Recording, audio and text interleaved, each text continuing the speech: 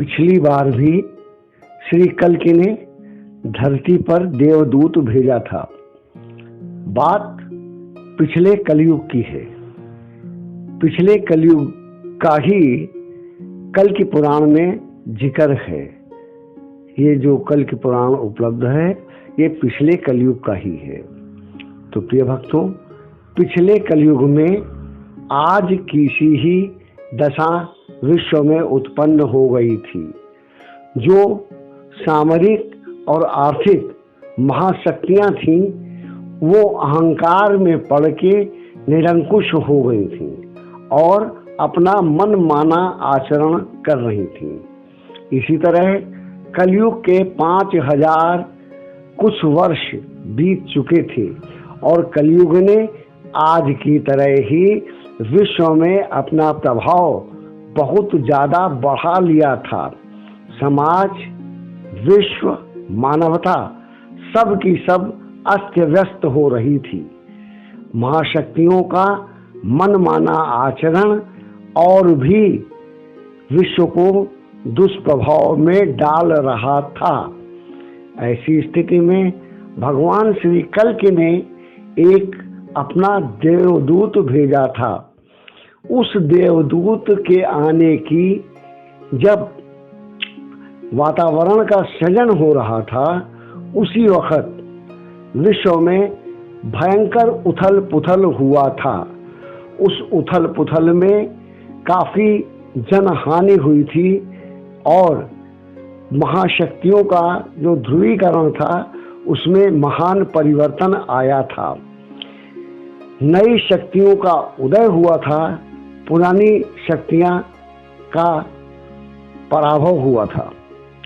उसी वक्त जब अव्यवस्था घोर रूप में पहुंच गई थी, असंतुलन बहुत ज़्यादा बढ़ गया था, अधर्म धर्म पे ज़रूरत से ज़्यादा हावी हो रहा था, तब भगवान श्री कल्कि ने धर्म के नियंत्रण हेतु, धर्म के विस्तार हेतु, अधर्म के समाज संशोधन के लिए ऐसे ही समय अपने देवदूत को भेजा था, जो आया था, जिसने विश्व में शांति उत्पन्न की थी, मानवों को मानवता का पाठ पढ़ाया था, मानवों को एक नया धर्म दिया था, नई शक्तियों का उदय किया था और मानवता के आधार पे ही अध्यात्म की व्याख्या कर एक नव धर्म दे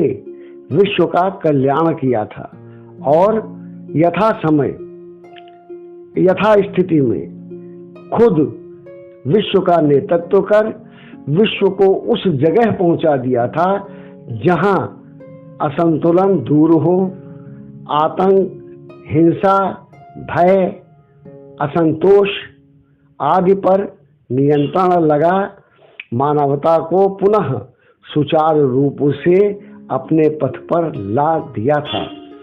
उस समय एक बार फिर ये भान होने लगा था जैसे सतयुग लौट आया है। साक्षात रूप से उस समय भी भगवान श्री कल्कि धरती पर स्वयं नहीं आए थे, बल्कि एक सक्षम देवदूत को उन्होंने भेजा था। वह देवदूत जब धरती पर आया था तो प्रकृति और स्वभाव दोनों ने उसका अनुकरण किया था। उसका कार्य अतिशय सरल हो गया था और उसे अपना कार्य करने में किसी भी तरह की कठिनाइयां नहीं आई थी। हाँ, शुरुआत में लोग उसके पक्ष में उस तरह से नहीं खड़े हुए थे जिस तरह से किंचित बाद में यकायक सब उसके पक्ष में आ गए, सब उसके नेतृत्व को स्वीकार करने लगे, सब उसके पीछे चल पड़े। ऐसा एक बार नहीं, बार बार बहुत बार हो चुका है। उस बार भी भगवान श्री कल्कि ने संभल ग्राम में ही जन्म लिया था। उनकी 2 पत्नियां थीं, 4 पुत्र थे और वो 4 भाई धरती पर आए थे। यह सृष्टि चक्र, समय चक्र एक तरह से भगवान का यंत्र है। इस यंत्र के द्वारा वो मानवों को तदनुरूप, अपनी इच्छानुरूप उनके हित में संस्कारित करते हैं। अतः सृष्टि चक्र लगभग हर कलयुग में एक सा ही चलता है। हाँ, किंचित परिवर्तन होता है जो स्वाभाविक है। आज की कथा को हम यही विश्राम देते हैं और माँ पद्मा एवं माँ रमा के साथ भगवान श्री कल्कि को बारंबार नमस्कार करते हैं, प्रणाम करते हैं और उनकी जय जयकार करते हैं। धन्यवाद।